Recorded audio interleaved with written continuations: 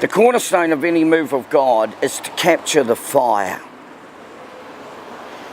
That's building block number one. Once you get the fire, then you've got to look at other areas. That area is community life flow.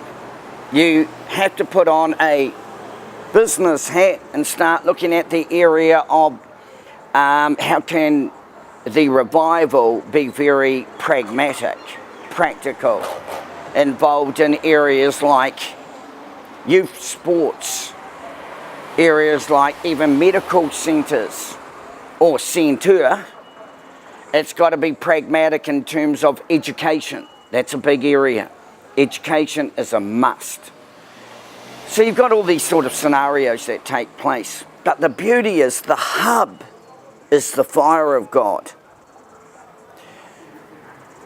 Haven't been in Auckland now for 13.5 weeks.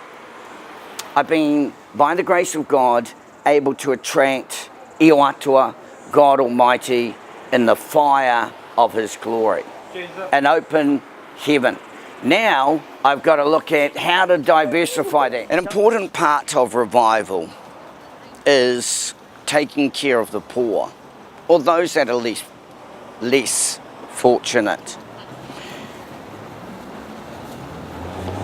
I could get a relationship with supermarkets where they'd give maybe food vouchers or something like that. And in exchange for them being seen as a sponsor of the revival.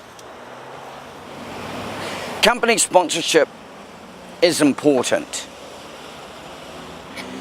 Companies will jump on board with the revival and that Fire of God hub, because the Fire of God hub is attracting people, but it's being seen as transforming lives.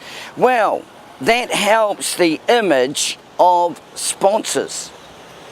Imagine this, you came to the revival. You were in need, and we were able to identify this, of a microwave. We give you a voucher to come into the store and pick up your microwave. I can just imagine how that would be such a powerful witness. You'd get on Facebook, you'd take a photograph of you picking up your microwave, or your whānau would hear about. Next thing, that grumpy uncle, that grumpy auntie that didn't like me suddenly starts turning up to the revival.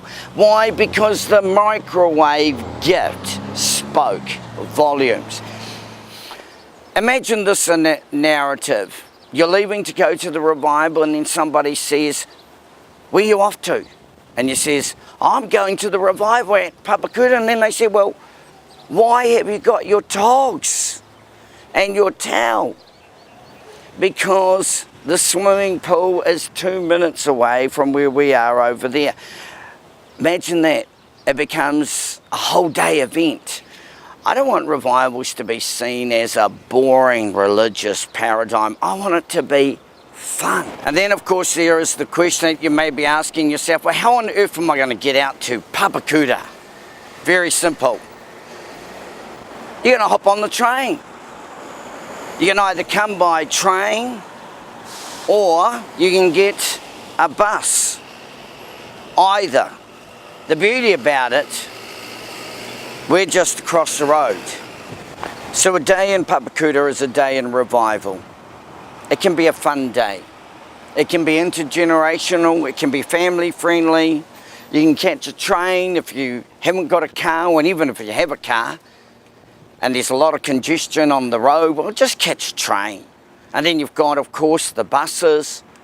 And then you can have a picnic in the park, go for a swim, go shopping. There's so much to do, but it's built on this hub of revival fire. Kia kaha. Come. Jesus was wounded and bruised. He struck the ground, and by His stripes I'm healed. Tapindua. Poa Tapindua. Jesus was wounded and bruised. He struck the ground, and by his stripes I'm healed.